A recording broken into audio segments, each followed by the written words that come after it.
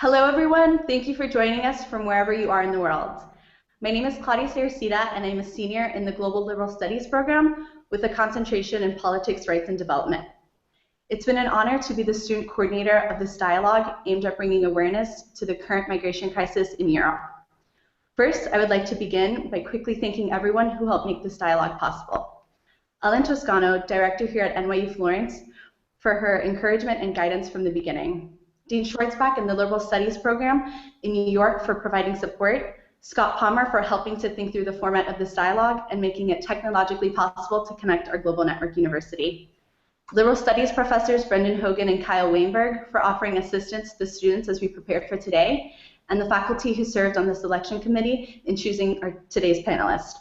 Finally, the entire student committee from across the NYU community who have been essential to the success of this dialogue, and the LaPietra Dialogue staff here at NYU Florence.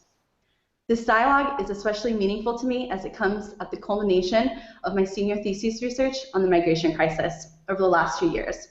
And it's truly a pleasure to join with other NYU students in raising awareness of this increasingly important issue. The immigration crisis in Europe has reached unprecedented levels. Over 1 million people tried to reach Europe's shores in 2015. However, this is not a new phenomenon. Europe has been dealing with waves of immigration and related issues for decades.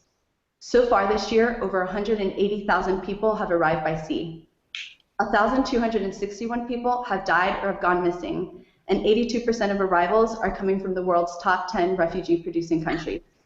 These countries include Syria, Afghanistan, Iraq, Pakistan, Iran, Nigeria, Gambia, Guinea, Ivory Coast, and Senegal. The goal of this dialogue is to raise awareness by discussing the structure of the current crisis in the Mediterranean and the responses to the crisis by various actors, including national governments, NGOs, and the European Union as a whole. Additionally, it will look at the different impacts of the migration crisis on society and culture, including the media, public opinion, and the arts.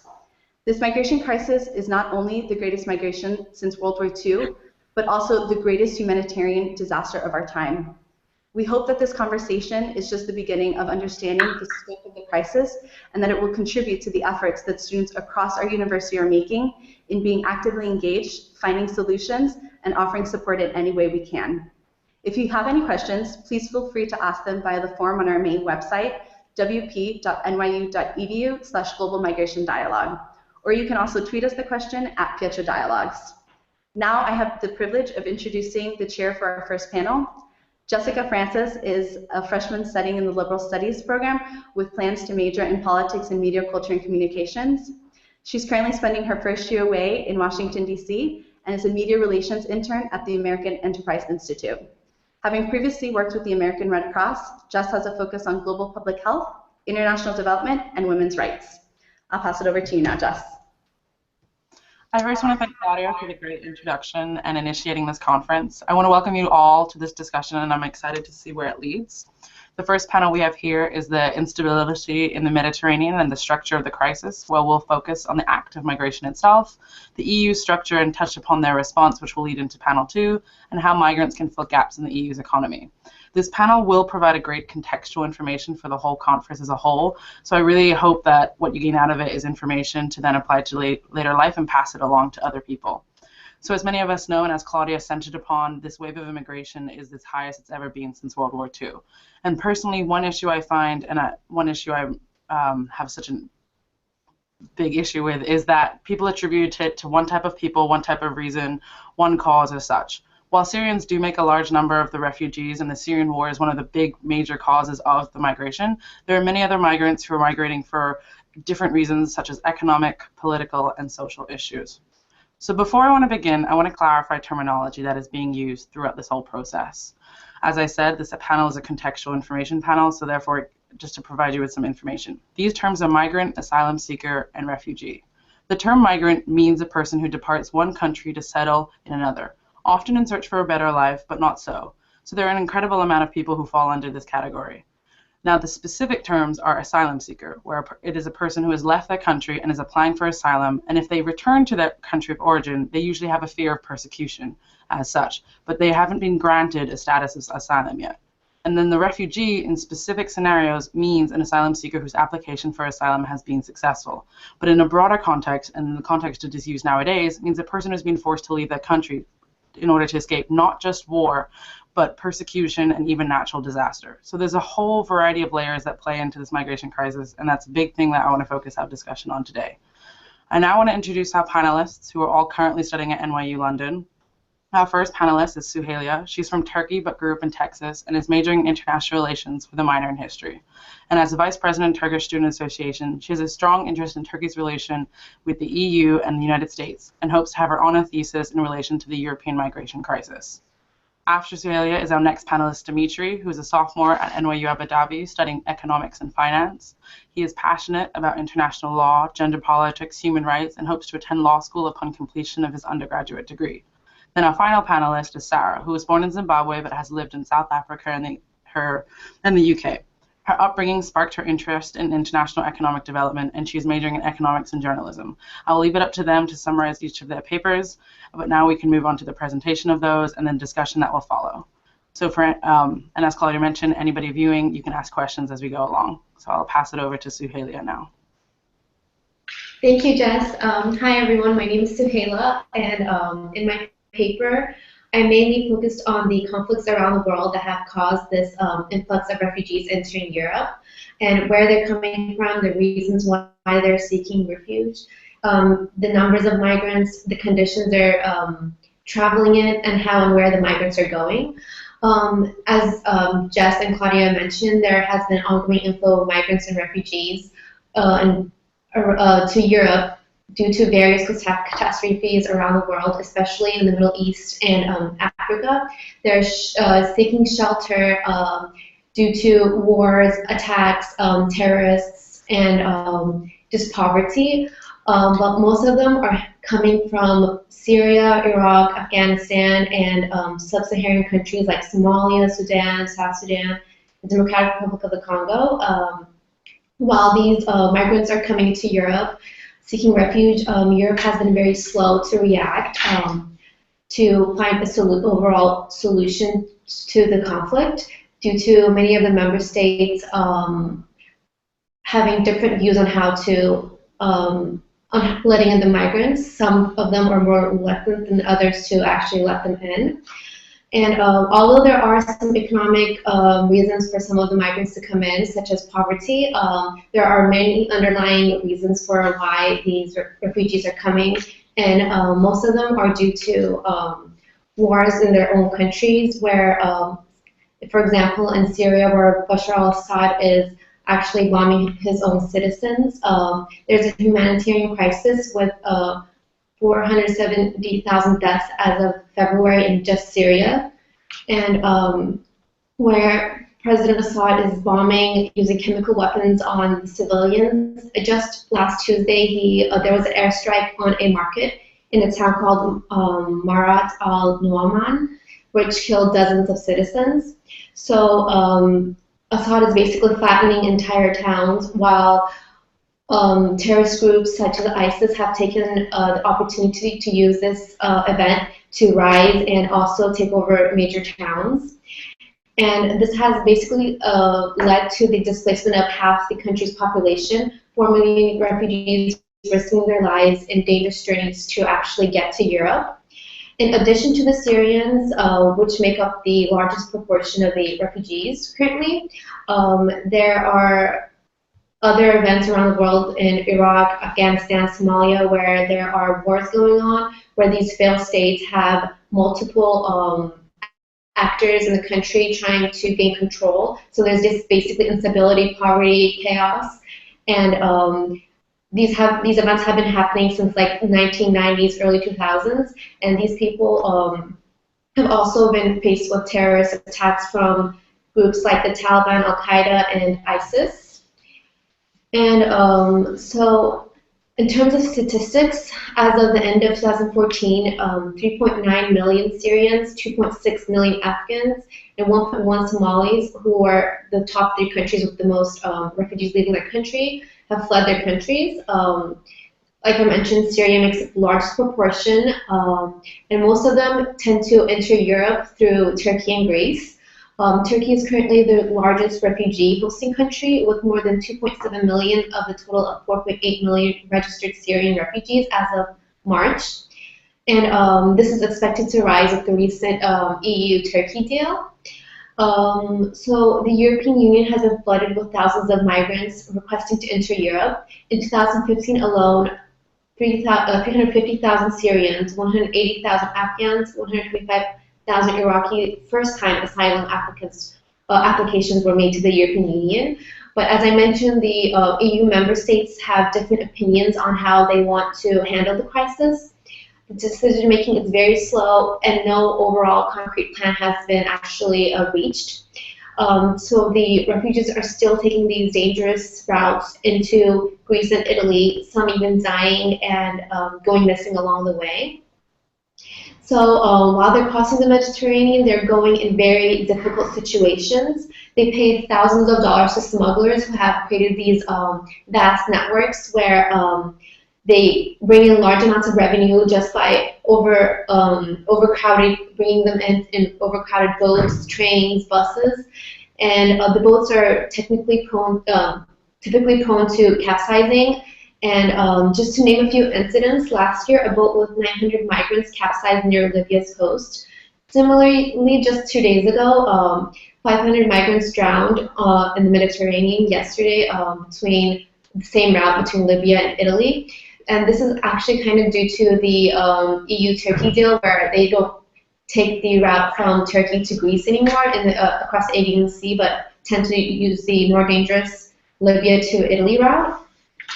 And in August, 71 corpses were found in a truck in Austrian roadside. In September, 3-year-old Aylan Kurdi's drowned body washed up on a beach on Turkey.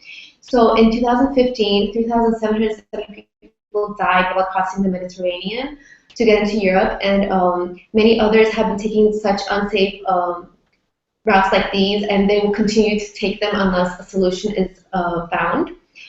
And the routes they tend to take are mostly Eastern Mediterranean and across the Western Balkans to reach the northern countries of Europe.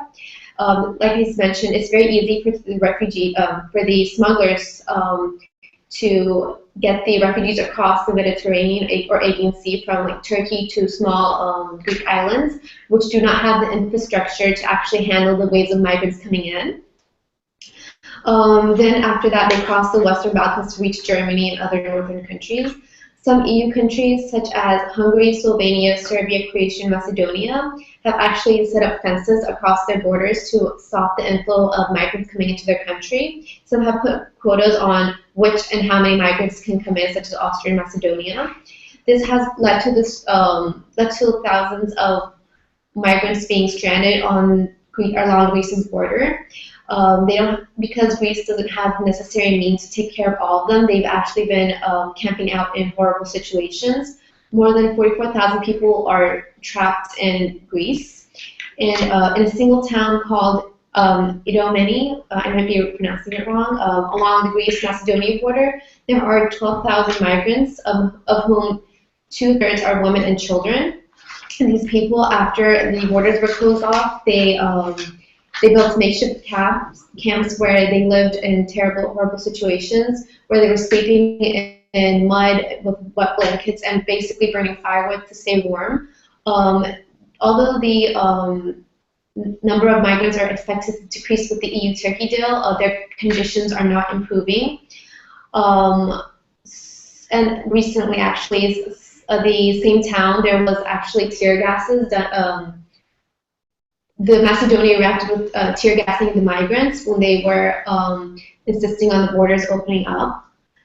So in terms of the EU-Turkey deal, on March 20th, there was a deal made between European Union and Turkey where Greece would send back the refugees not accepted back to Turkey, and in return they would accept one refugee for up to 72,000 people.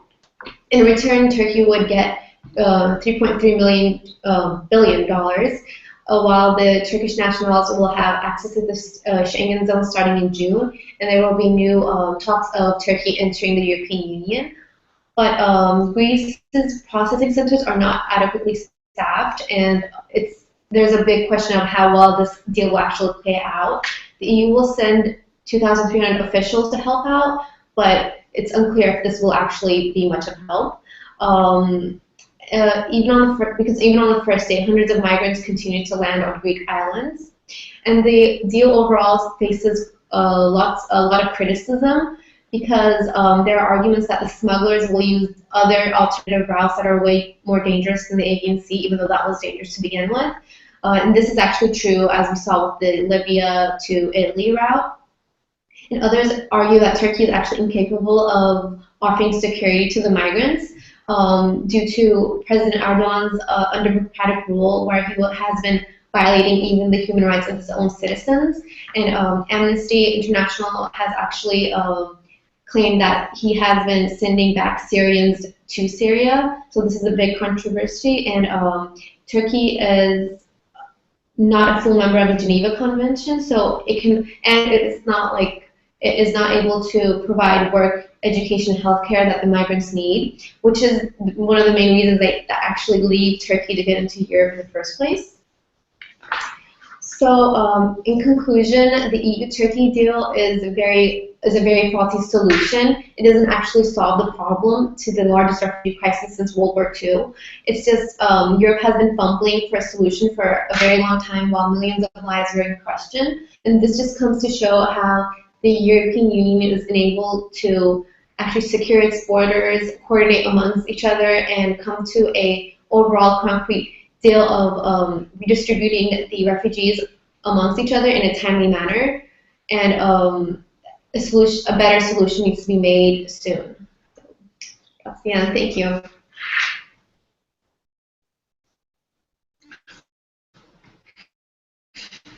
Dear ladies and gentlemen, my name is Dmitry, and today I would like to present on the issue of the European migration crisis from the European perspective. While the refugee crisis that reached Europe in 2015 is primarily caused by the civil war in Syria and rising instability in Iraq, the escalation of the crisis throughout the past years should also be significantly attributed to the political and ideological clashes within continental Europe and internal societal polarization of Europeans in Germany, France, Poland, and other EU nations. The rising violence in Syria and Iraq, partially caused by foreign interventions in those states in recent years, parented the worst humanitarian crisis of this century, while the rise of ISIS on the territories of these two failed states resulted in the genocide of the Yazidi people, according to John Kerry, as Secretary of State, with at least as many as 5,000 Yazidis slaughtered. However, not all of the people reaching European shores qualify for asylum, and some are economic migrants, some of whom come from African and South Asian countries. Nevertheless, failure of forming a common European response to the problem of increasing refugee flow from Afghanistan, Iraq, and Syria into the continent is one of the key features that feeds the ongoing crisis and contributes to only partial fulfillment of the right of asylum guaranteed by the Geneva Convention. Clashes in ideologies and political doctrine of different EU member states emphasized by the current crisis results from an ability of the EU to provide and incorporate one common European identity and common legal framework among all member states, and is one of the reasons behind its inability to form a universal response to the refugee crisis. While it might appear as a failure of some countries to incorporate this philosophy into their societies, this entire concept of common identity had from the very beginning failed to take into account different mentalities and cultural and historical specificities of some European states, especially those in Eastern Europe that have joined the Union last. States like Austria, Germany, and Sweden made great commitments of jointly taking in the majority of 1.6 million asylum seekers in the region, with Germany alone taking in 1.1 million and Sweden over 160,000. However, there were other states, especially those that are more ethnically homogeneous, that had an opposing view to the issue.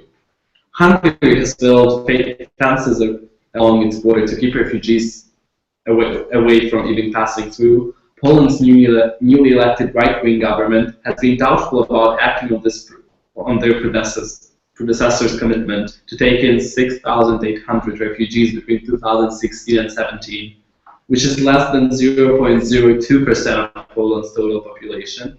And while the government of Denmark has sponsored advertisements in Arabic language newspapers warning refugees that they would not be welcomed in the Scandinavian country. The few select nations of Central and Northern Europe cannot resolve the issue of failed states like Afghanistan, Syria, and Iraq, and assist their citizens in achieving safety when the population of these EU states welcoming refugees exceeds the joint population of Afghanistan, Syria, and Iraq by a low margin. This failure of European states to address the issue as a one-continent player highlights how divided the Europe essentially is, and how the creation of Schengen area and continuous expansion of the EU without forming deep cultural and societal connections have not accounted for political and cultural divisiveness of the countries. Groups of people in most of the EU states have opposing views on the issue of the current refugee crisis, often resulting in violent public expressions of those ideas, which create a hostile environment for the refugees. This phenomenon contributes to internal destabilization of the countries and potentially encourages the governments to shy away from accepting refugees in order to maintain stability. As recently as the end of January of 2016, violent anti-refugee demonstrations in English town of Dover had seen incidents of physical aggression towards anti-fascist groups, swastika graffiti made with blood, and damaged vehicles, all caused by actions of far-right protesters. This incident caused traffic instabilities in the area, with some roads being shut off and public transportation services being severely affected.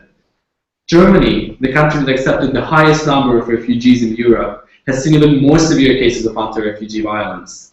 The most repellent cases include some Germans setting fire to an asylum center in the city of Wertheim and attacks on German politicians who advocate for resettlement of asylum seekers. One of these politicians is Henriette Recker, who was stabbed in the neck and stomach during her campaign rally by an anti-refugee activist.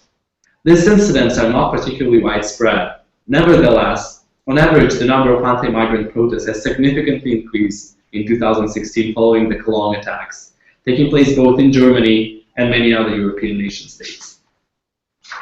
This stark divide, first between the people who support and oppose the resettlement of asylum seekers, and then between refugees and the majority of the European population, showcases the internal crisis within Europe that leads to the inability of Europeans and European states to adequately respond to the crisis.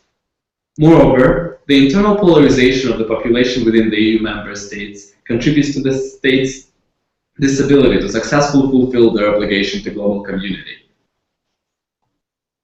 Not only that this polarization of opinions on the issue of allowing asylum seekers to enter Europe creates a solid foundation for unsuccessful integrations of refugees later on in the respective nation states, but also fosters a political climate in which the majority of politicians would shy away from the open door policy introduced by Angela Merkel. In France's recent regional election cycle, the world had seen the perfect example of anti-refugee rhetoric being used to boost the popularity of Marine Le Pen's extreme right-wing political party. Many refugees and their families in France already experience difficulties fully embracing French national identity. A central part of which is laïcité, a model of complete removal of religion from the state's affairs.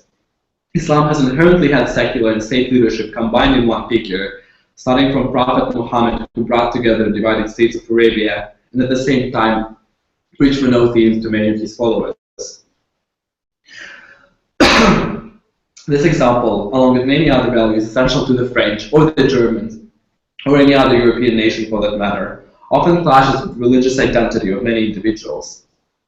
Hence, the further ostracization many refugees experience as a result of such narrative in the countries of their asylum disables them from successful integration and brings them closer to radicalization. In Germany, the number of Angela Merkel's ministers challenging her position on refugees has been growing with the number of refugees arriving to the countries. The Interior Minister, Thomas de Maizière, followed by the Finance Minister Wolfgang Schäuble, challenged Merkel's refugee policy in 2015, while in 2016, Alexander Dobrindt, the Transport Minister, had called for closing of Germany's border. While their position on the issue could be an expression of genuine concern for the ministers they represent, it might be likely that this step to the right of Ms. Merkel is a well-thought-out political move in light of 2017 federal elections, where some of the above ministers might run as their party's candidacy if Merkel's popularity continued to fall. Overall, this polarized views and ideas within the countries and within the governments reinforce the growing concern for European unity and its ability to successfully address the refugee crisis and integrate refugees into their community. The existing political, economical, and cultural divide in Europe has been intensified by the refugee crisis, causing Europe to be failing in successfully responding to the issue.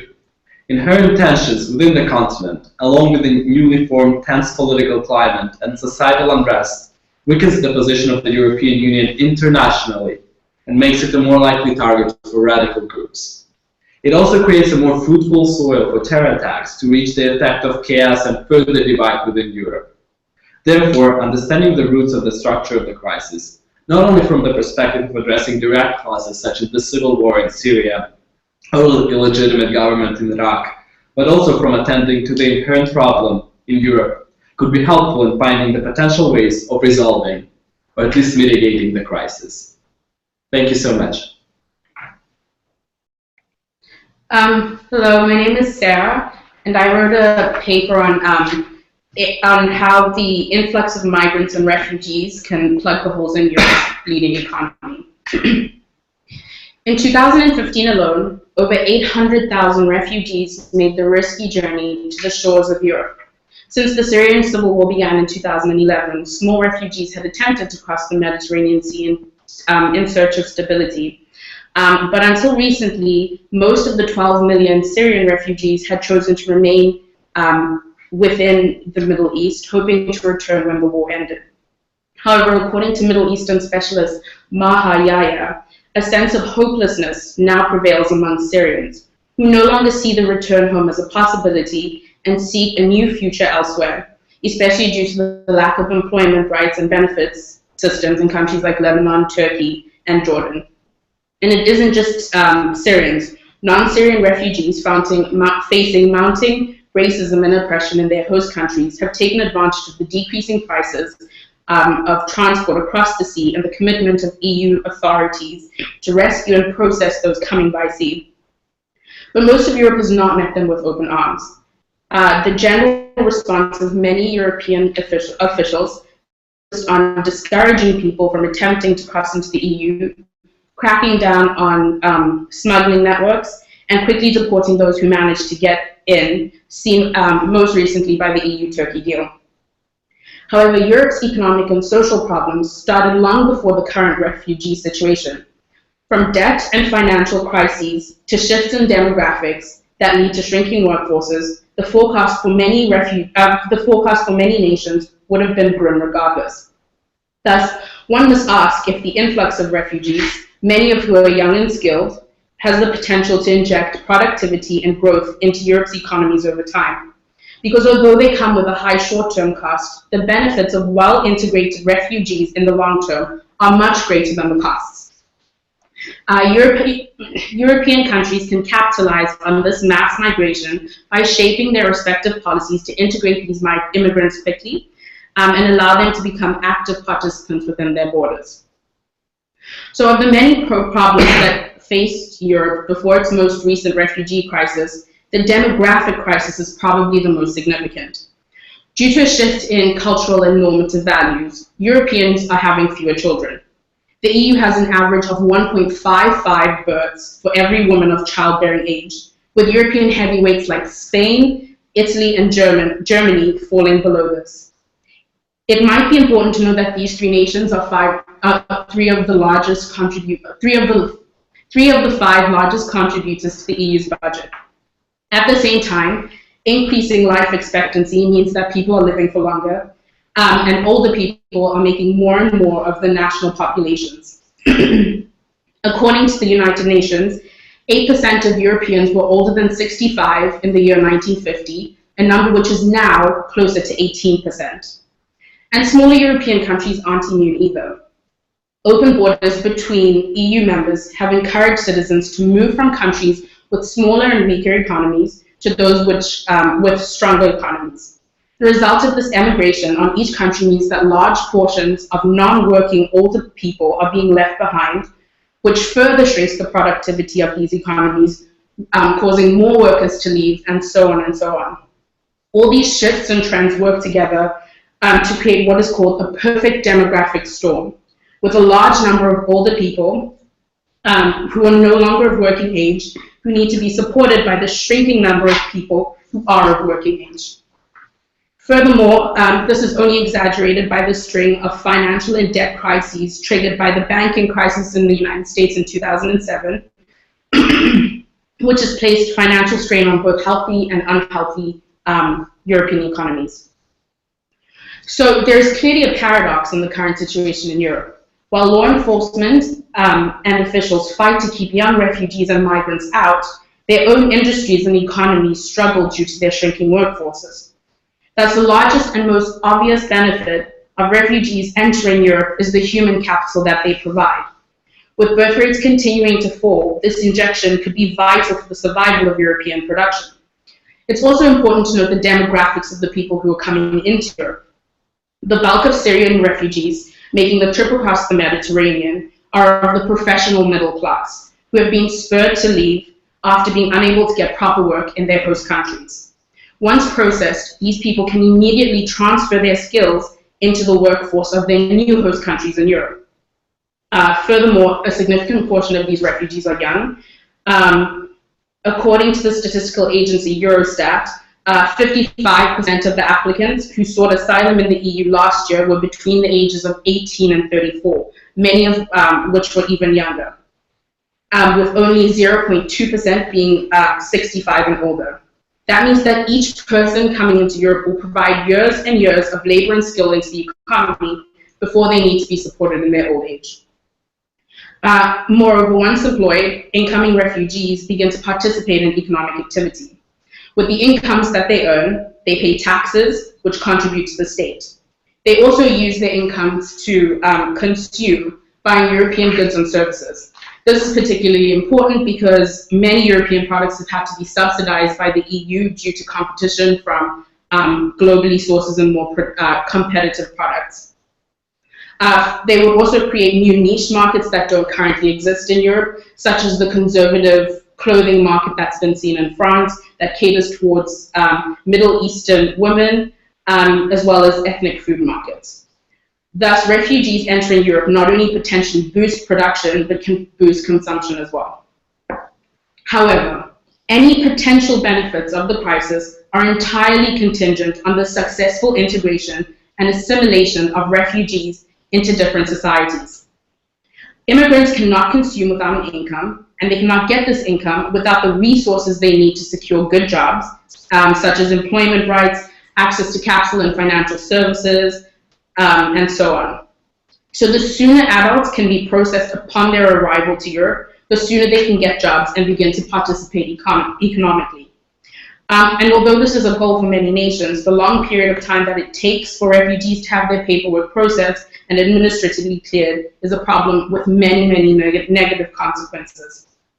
Firstly, between the inaccessibility of schools in conflict zones and on the journey to Europe and the time it takes for families to be processed by the countries that they settle into, there is a hiatus in the education of refugee children, causing them to fall behind in schools and resulting in large learning gaps. This is reflected in data which shows that there's significant gaps between native children and the children of immigrants in countries like Germany, France, and Finland. Without dealing with the obstacles that make refugee children fall behind in schools, such as language barriers, the lack of homework help from family members, and stable home environments, they tend to continue onto lower income jobs or no jobs at all, and may require assistance from the state in the long term. So policies need to be introduced that ensure that all refugee children receive education, whether their stay is short or long term. Moreover, efforts need to be placed into preparing adults to enter into the job markets.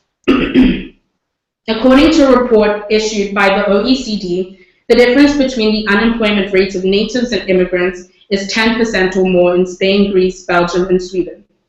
In these cases, the burden of refugees would exceed the benefits for the state because they have failed to assimilate into these economies. Strategies being used to combat this in both public and private sectors include language courses, workshops to help with resume writing, babysitting services that allow parents time to look for jobs and attend interviews for work. So first and foremost, the necessary steps that are required for this crisis to be beneficial in the long term is that, firstly, European nations need to accept the responsibility that they have towards the refugees coming into Europe. According to the EU's constitution, member states have a legal responsibility in the acceptance of asylum seekers. Integration is a slow process that requires resources in the short term, and when only a small amount of nations are left to bear the entire weight of the crisis, the resources required to ensure that the needs of refugees are met are not enough. Thus, with the commitment from all member states to play their part, focus needs to be shifted to the safety of individuals attempting to enter Europe and the integration process of those which are successful. Furthermore, the allocation process for accepting refugees cannot be determined simply by coastal access to the Mediterranean. More than 200,000 refugees entered Europe through Greece in October of 2015 alone, due to its coastal proximity to the Middle East. But this has placed and is continuing to place an undue burden on coastal nations like Greece, Italy, and Spain, hindering their development and straining their resources so that they cannot benefit from this situation in the long or short term.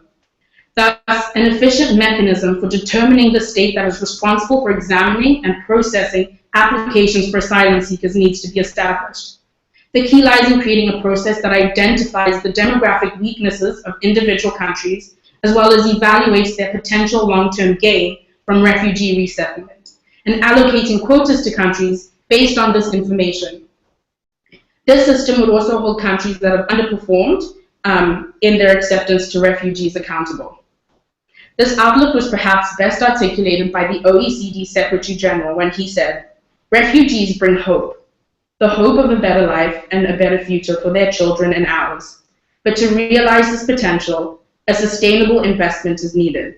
It is a difficult and costly task in the short term, with a high payoff for all in the medium and long term." With this spirit in mind, European countries can begin to shape their current policies with the long-term future of refugees and the hope that they bring in mind. Thank you.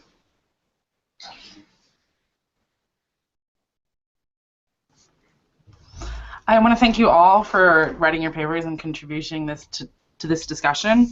All your papers cover a vast area of information, and the great thing is that you all have covered such different topics. For example, Suheyla, you talked about the migration crisis as a whole, the reasons of it, the actual structure, and then it was refreshing for Dmitry to take the opposite side and look at the European Union. And then for Sarah to connect the two and just look at the benefits of migrants coming and look at the actual demographics within each of the migrants and then the European Union and how they can complement and help each other in the long term, even though there would be short-term costs. So I guess I want to start with from the beginning, as there is a very much chronological system you can apply to this crisis, starting from late 2013, early 2014. Suheyla, you specifically talked about it, but I think each of you mentioned it briefly. Could you all elaborate on the reasons for the crisis, specifically the Syrian civil war, and why are people fleeing and choosing to migrate, but also elaborate on, do you see these reasons changing with more and more countries playing into fighting ISIS and seeing if Assad will stay in power and certain like these? So are these reasons changing, or do you see them staying the same? And starting with Suheyla and then passing along if you wish. Yes, I kind of went over this already, but it's mostly conflicts around the world. Civil wars are happening in different countries and the rise of terrorist groups. And basically, as I said, in the Syrian civil war, Bashar al-Assad is attacking armed rebels who are protesting his authoritarian rule and his corruption. But while he's attacking them, he's also attacking civilians and bombing whole towns. Like, whole towns have been flattened out. There have been many people dying in the process. While there's terrorist groups like ISIS the Taliban, Al-Qaeda, and other radical, there are many radical groups in Syria. They're all rising due to the conflict.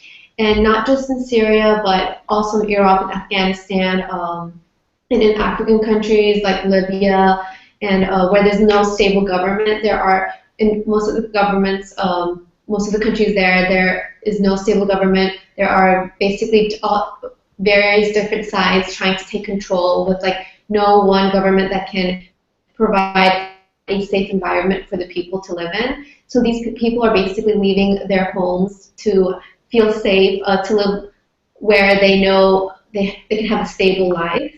And there are some that go for poverty reasons.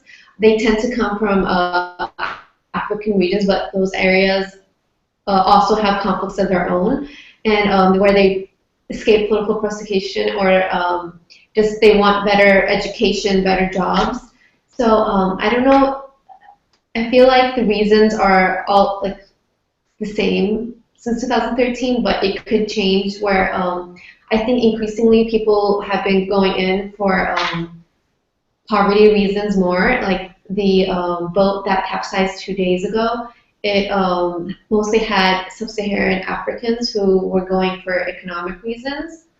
But yeah, it's mostly, I think throughout the crisis, it has always been basically safety, conflicts in their homes, terrorist groups, government, persecution. Mm-hmm. Do you see these reasons changing in any sense, or as more people intervene in terms of fixing the causes? I mean, that's a very simple way to put it. But do you see them ever changing or evolving in the next year or two? To be honest, no, because even the Syrian civil war, they have had a ceasefire, but just 2 days ago, like I mentioned, it's basically not happening. Different groups don't want to coordinate and fix the problem. So Assad has support from, it's basically turned into a proxy war where Russia, Iran, Saudi Arabia, America, all these countries are involved. So right now it doesn't seem like it's changing. Mm-hmm. So I think they're all leaving for same reasons. Yeah. I would just like to add on that, like what I think is really important to note. In my opinion, the Syrian conflict has the potential for mitigation and resolution at some point. However, we cannot overlook the issues that are present in Iraq right now. And it's a completely different situation. It's not a civil war. However, ISIS originated on the territories in Iraq, which is partially the result of the failure of nation building following the Iraqi wars and interventions. And I believe that though ISIS is not there necessarily to stay for a very long time, but the internal conflicts and clashes within the populations and those areas in the Middle East require much more attention, require much more focus, and unfortunately I cannot see how there will not be people seeking asylum coming from Iraq. While I would hope for, and I could envision how Syrian conflict might be resolved and the people of Syria might get their peace. Yeah, in terms of the Syrian refugees, I think when the war initially started, that people who left Syria went to the nations surrounding it because they thought that they could return home once the war had ended. But I think the dramatic increase in the amount of people who are now trying to enter Europe so that there's a sense that people need to start over and that people are looking more into the long term rather than a short-term stay solution. And then I also just think even if the Syrian civil war ended today, there's so much damage that's been done within Syria and the Syrian economy that it's going to take a while to rebuild the country to a place where people can actually come back in and find the jobs that they're looking for and find the education for their children that they're looking for. So for that reason, I do think that a lot of people are seeking a more long-term solution by going to Europe. Yeah, that makes sense. I think one thing we always discuss is how Europe has an ideological clash and how people can't really assimilate there, but we also need to look back at the origins of where people come from and see the clashes within there and how people are finding it more and more difficult to live in them, especially in Syria. And I guess, Dmitry, you touched upon this a lot, and for me, compared to previous instances of migration featuring due to war conflict, due to natural disaster, due to economic opportunity, we've never had such an amount of migration this level simply because of Europe's inability to act as one unit. And I think the European Union was founded upon becoming one, and I think that inability to act and respond to this crisis is a big reason why this has become a crisis, is because EU has been very slow to act. So I was wondering if you could elaborate that, as well as I was interested in the other panelists' comments on what do you see, especially studying abroad in London, if you see this or especially in society, and not just assimilating in terms of getting the approval to live there, but also just like the culture in different towns of accepting migrants and refugees. I think there are great examples in Europe where for refugees or migrants coming from potentially some Muslim background or from the Middle East had opportunities to integrate into societies, and we have seen those examples in France and Britain, the countries with the largest populations of Muslims in Europe. And those countries have had institutions to help those people be better integrated into societies. They had educational support, they had a lot of people, a lot of common Europeans come and volunteer and teach those kids English, teach those kids a lot of different things that are essential for integration. And some Nordic countries like Sweden had introduced programs for education for refugees of the values of Swedish people and how they should act in the society, which is of great help and is extremely helpful. However, at the same time, when you look at the United Kingdom today, trying to fall back on Dublin regulation or under some other rationale and failing to, what I think, meet the obligation that it has to the global community, to the world, to the people, to the humanity, to accept refugees. And the number of refugees that the United Kingdom has taken and is planning to take is just astonishingly small, because for some reason the moods in the country and the ideas that Europe has tried to develop, starting from Germany, have failed to foster here for one other reason. And I believe that the United Kingdom and France and the general many other European states should be doing much more and should have taken on the responsibility along with countries like Germany, Sweden. So that's it. Yeah, I agree. I feel like Italy and Greece have been taking all of the burden on, and they have been basically flooded with all of these migrants and refugees coming in, while the EU has basically failed on unifying behind one single plan. So I feel like they need to actually come to an agreement altogether where they can redistribute the migrants in a more organized, balanced way, where every country in the European Union can get a portion of the refugees, because the EU basically it's like an organization for based on unity, integration between the member states, and if they are going to be seen as one entity in terms of economics, they should apply that for everything that they are part of, including this crisis where all these lives are in question. So they should act as one entity in terms of this, where it's not fair for just a few of the countries to take on so many migrants while the rest are just like, no, we don't want them. So I just feel like they need to be behind one single plan altogether and agree on something quickly. And the time in which the amount of time that has taken them to just agree on just the EU-Turkey deal has been it's just been extremely slow. So they need to work on actually coordinating between each other and come up with a single solution. Yeah, no, I completely agree. And just touching on, I think, the United Kingdom and London's response to the refugee crisis, I think, as Dmitry said, it's been shockingly bad.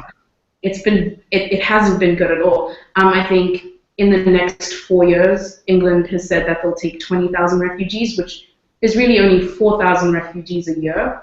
And that's being compared to countries like Germany, which are taking 1 million. And I think there's a general sense in this country that the United Kingdom is an island nation, so it sort of doesn't have to participate in the same, it doesn't have to be held accountable to the same standards that the rest of Europe is holding itself accountable to, or some countries in Europe are holding themselves accountable to. So I definitely think that that's something that needs to be changed. Mm-hmm. Especially with the upcoming referendum on the EU, which I will also be voting in. So I guess that's a big thing, is that there are countries that feel one way and there are countries that feel another. And I guess for the purposes of people viewing, I want to sort of elaborate. You mentioned it, Dmitry, on the Dublin regulation, as it's currently, I think, being enforced by the UK, but countries like Germany have waived it very much. So the Dublin regulation, and I think, Sarah, you used a quote, which I quite like, an undue burden on coastal regions, which is very much what the Dublin regulation places, is that migrants who first enter a country are then sent back to that country for processing, which means those countries that are southern in Europe have a disadvantage, whereas like northern countries have advantages. Obviously, they would not be the first country entry of port for a migrant or a refugee, so therefore the Dublin regulation is coming into question, and more and more I would prefer that it would be waived, except for countries like the UK.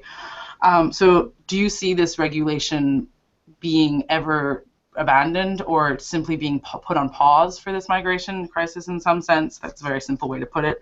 But for example, like Germany has chosen to completely just leave it and to process migrants themselves. Many other countries have also chosen to process themselves.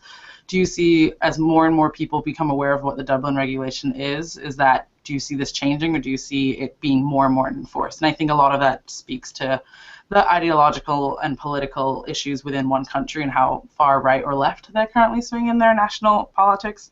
So I was just curious on your comments on that. I think some countries just fall back on this Dublin regulation as an excuse to act, I would call it, recklessly in the time of crisis and not accept refugees, or like the UK would argue that if you want to come to the UK, just come to the UK right away. We're not going to accept any refugees from the EU, which does not make sense considering the distance from the UK to, let's say, Syria or Iraq or Afghanistan for that matter. So I believe that those regulations either should be redefined or should at least enable people to create some sort of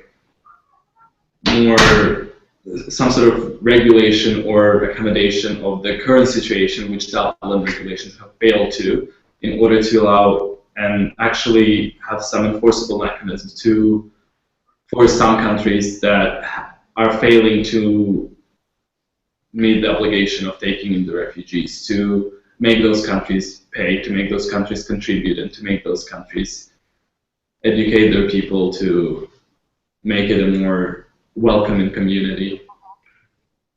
Yeah, I agree. I think the Dublin regulation, I think it allows a lot of countries to not have to be held accountable, and it places an incredible burden on countries like Greece and Italy and Spain, where simply because of their proximity to the Middle East or to Northern Africa, they have to take in proportionately more refugees than than other countries like the United Kingdom, which aren't, it's not as easy to reach them by sea or by land.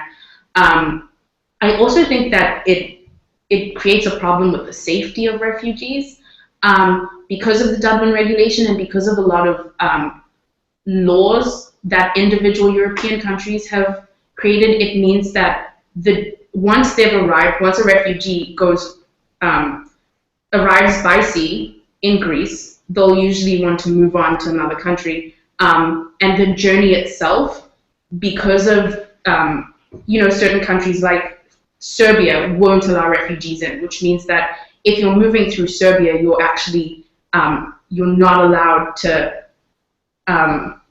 in fact integrate with the Serbian population in any way. You're not allowed. It's very, you move through the country, you don't stop, you carry on moving. If you do stop, you have to be held accountable to the laws of Serbia, and that becomes an issue. So I think it puts a lot of pressure on refugees on their journey from Greece and Italy and Spain, moving further up north. Mm-hmm. Yeah, I think it's extremely unfair to just put all the responsibilities on just a few of the countries of the EU, while there's supposed to be one unified organization.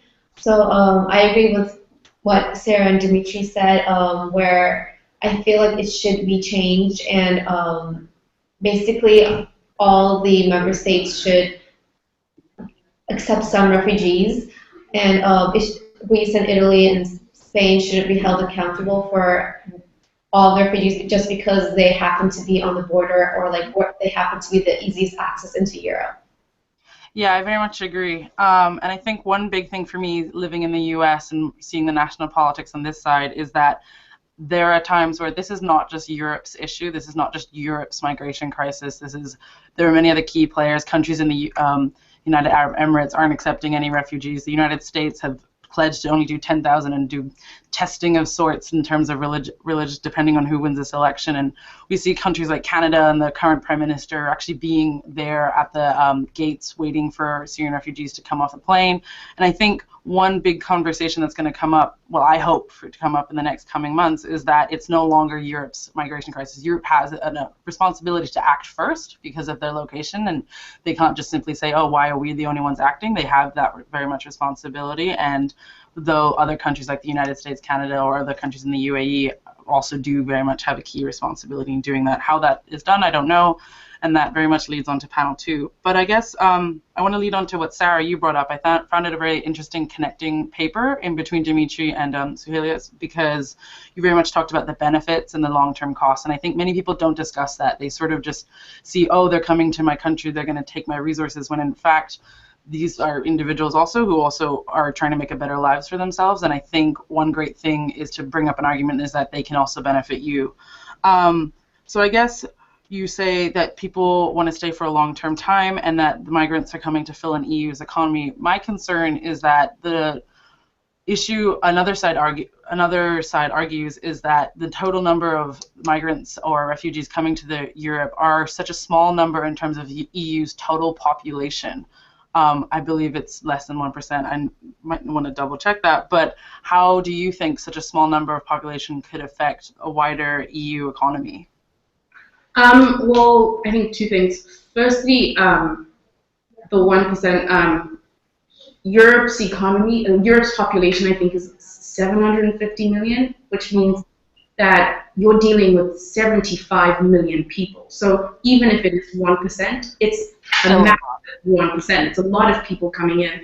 And then in terms of, I think, the long-term benefits and how that plays into it, because the burden isn't proportional, it means that some countries are taking on a lot more than other countries. So, for example, looking at the difference between maybe Serbia and Germany, because it's not a proportional split where the 1% is spread over the whole continent of Europe, Germany is taking on a significantly more amount of that 1% than countries like Serbia are. So it's having a proportionately larger impact on Germany's economy, which impacts Europe's economy. So I do think that because if all European countries were taking a completely equal share of the entire situation, I think the impact that it would have on economies would be much smaller. But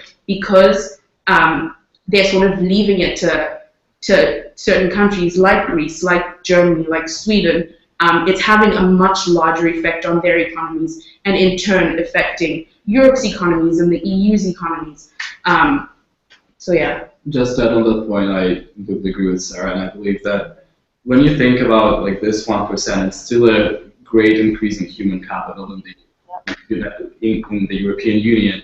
And among those, however many million people of refugees or migrants living and coming to the EU, many of them, or at least a fraction of them, would be and are extremely intelligent, and some of them might be prodigies and grow up to become very successful individuals who do great things for the world, which otherwise with the limit on education that is put on that because of the conflicts, is impossible. You take one of the architects, very famous world architects, I think Zaha Hadid, that recently passed away. She was originally Iraqi and she was brought up in the United Kingdom, and she grew up to become a world-known architect who constructed so many wonderful buildings across the globe. And I believe it's important to give those people the opportunity to fulfill their potential. And the countries themselves can gain the positive benefits from those things if we're talking economic terms. Yeah, I definitely agree, especially in terms of education. There are a lot of people from, for example, Syria who are educated and actually have like very top jobs that if they come into Europe, they can actually benefit it. And I actually had read something, it was from back in the end of 2014, where the Economic Journal published a study where they found that the immigrants that came into the United Kingdom since 2000 have contributed more than they have received benefits from. So this just comes to show that even if there is an initial cost for when they first come in the long term, like Sarah has proven in her paper, it can lead to economic benefits for the EU overall if it's dealt with in a organized manner. Yeah, I think one thing we are finding is that those who have settled and who have been assimilated are actually very much more contributing to the community, as they feel more I don't know if they feel like a duty to, but they feel more obliged to help the community than people who are local to that area. And I think one interesting thing you brought up, Sarah, was how we could actually try and place migrants into areas which are needing that demographic. It's a bit scary statistic to think 18% of Europe has an aging population, and 18% of that is heavy, with many young people moving away to bigger economies. So I guess I want to sort of end with one question. Is we've looked at the reasons for the crisis. In no way have we covered all the multiple reasons and all the different layers that we could have in this brief hour. And we've looked at the way it was structured, and hopefully this will only further in the panels later on today. But I was curious on your thoughts on the future of the structure of the crisis, and like what improvements would you make? Do you see it being helped with more NGO intervention, more nonprofits helping in terms of education and in terms of helping the processing and in terms of helping in refugee camps? Or do you see that we need a culmination of different types of actions where we need the government to step up, we need people, the origins of the migrants to be solved, so the causes, so that people are migrating less? What do you see changing, and what do you think you want to see changing, and what would you take away from that? You know? I think all of those should be a mix of all of them, where I think first of all the EU needs to, like I mentioned before, unify with one single plan to actually redistribute them in a balanced and organized manner. So it deals with the immediate crisis of just a lot of migrants being stuck in Greece and Italy, and along with more charities coming in to help them because they are in these horrible conditions in these camps. So there is also the immediate response needed for that, where they need shelter, better camps where they can stay, or just better living conditions. And then of course the origins of the problems should also be fixed, which is probably more difficult, as we can see. But for example, the Syrian civil war or the various terrorist groups, they also need to find a solution for those problems, which could be, I feel like, more difficult than just helping out the refugees. But that is also the origins of the causes should also be fixed, because that is why all this happened in the first place. Yeah.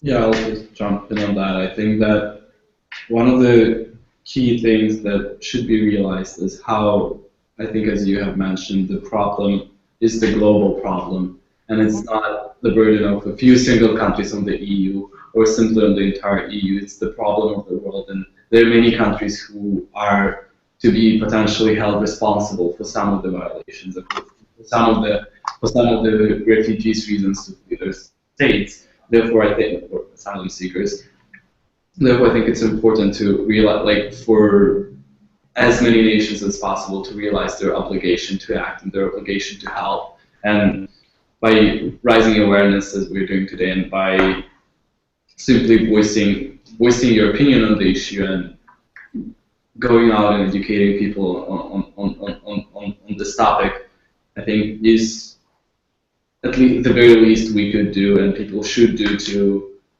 create a better environment and a better world with people being able to live safely. Yeah. Firstly, I think, speaking to what Suheyla and Dmitry just said, I think there are some countries that need to definitely step up, and that's not just European. I think a lot of Middle Eastern countries, like Saudi Arabia, which hasn't accepted any refugees, need to step up and take responsibility as well. But then I would also say that I think the conversation needs to shift around refugees in Europe. So much of the time, like so much of the conversation is dominated by, like the refugees are coming, that I don't think enough people are talking about and focusing on the fact that there are a lot of refugees that are already here. And now that they are here, what do you do with them? And I think that there's this, and I mentioned it in my paper, I think there's this false sense that we have, once refugees are here, we have a choice on what to do about them. But the truth of the matter is doing nothing puts such a burden on the economy in the short term and the long term that doing something is so much more beneficial. So it's the decision between, are the refugees that are now being, that we have to educate now, it's the difference between them growing up and having low-income jobs and having children who then move on to low-income jobs, and refugee children becoming the next politicians and doctors and lawyers in the country. So I definitely think that integration and assimilation needs to be something that is more spoken about and more discussed within Europe's politics. Yeah, I think I agree with all of you guys have said, and I think I agree very much that the conversation needs to change. And for me, one thing I consistently find with people our age or just anybody is, what can I do? Especially in the U.S., you live thousands of miles away from the crisis. How could you help? And really, it's an election year. The U.K. is having the referendum. Other countries are having an election, and simply voting and simply doing acts or simply discussing it in a dialogue is a great way to raise awareness and start a conversation, and making sure that conversation is the appropriate and the correct one that we want to have. So I'm going to actually pass it off to Claudia for a Q&A for any audience members.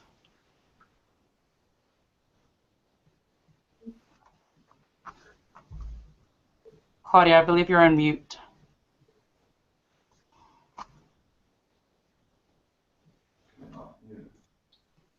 No. Thank you for presenting your papers and for that great discussion. You all made some excellent points on the structure of the crisis, the burden that has fallen on these coastal states, the larger global role that really isn't being discussed enough, and the shortcomings that the European Union has faced in coming up with this unified response.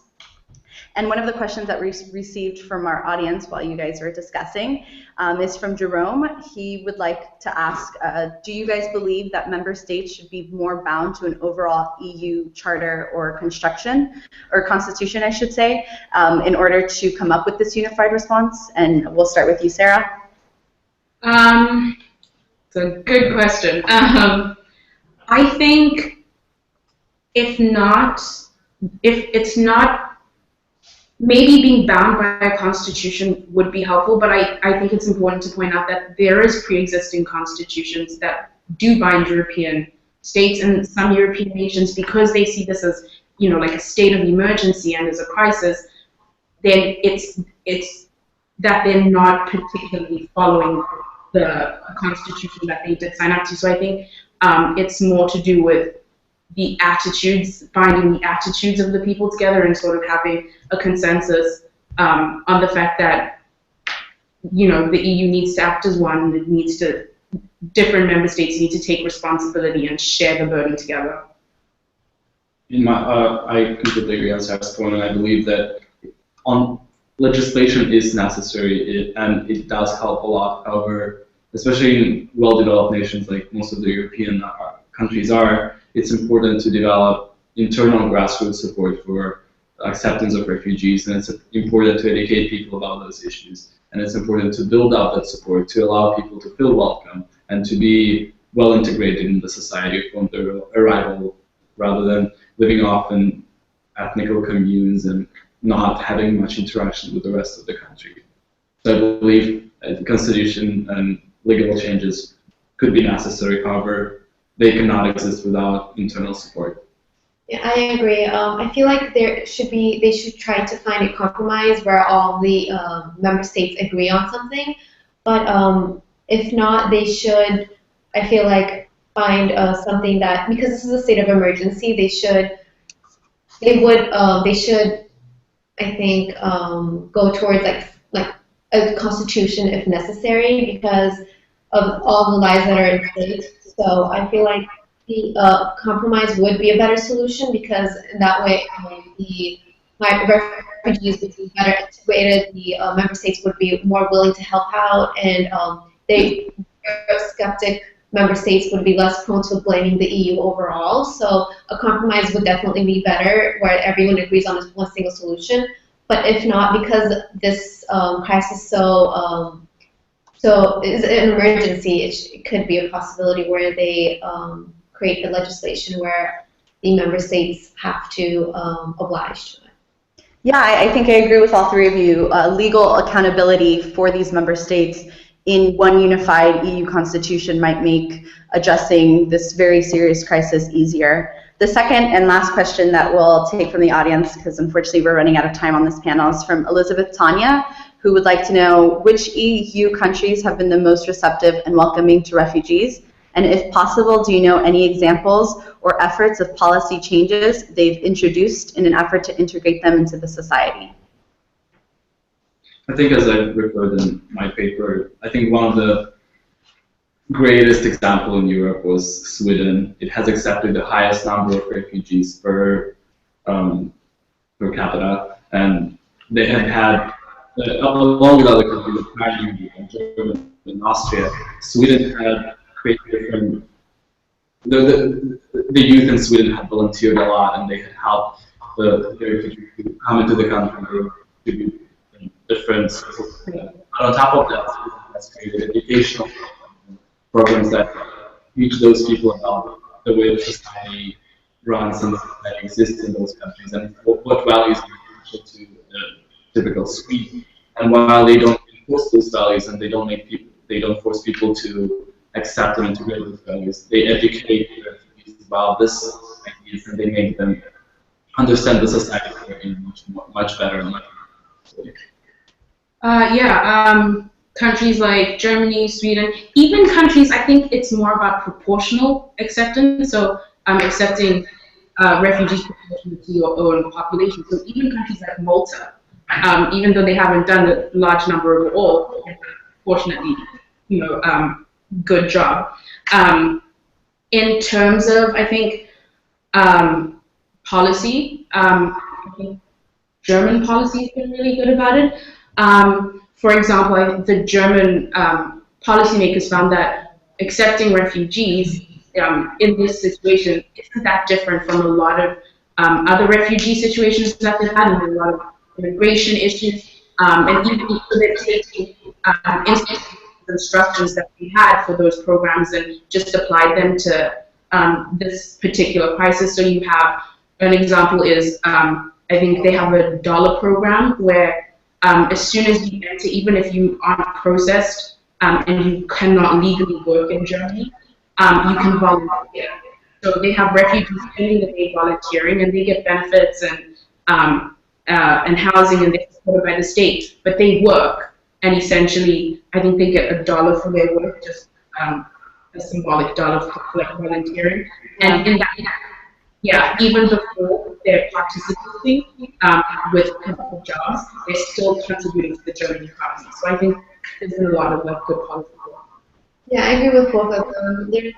Sweden and Germany have been very accepting, although there are other member states. But there are, even if the government isn't accepting, there are people who actually want their government to bring these migrants in. Even when the EU-Turkey deal was being made, there were various rallies around Europe, for example, even in London, where people were actually wanting these migrants to come in. So there are support throughout the member states, even if the governments individually are not responding. Oh, yeah. Well, I thank you all for your contributions to this panel. I think it's been very informative and has helped set the foundation for the rest of the conference. To everyone watching, we thank you for tuning into this first panel. We'll now be taking a 15-minute tech break in order to prepare for our second panel, which will start promptly at 9:35. So thank you to everybody. Thank you.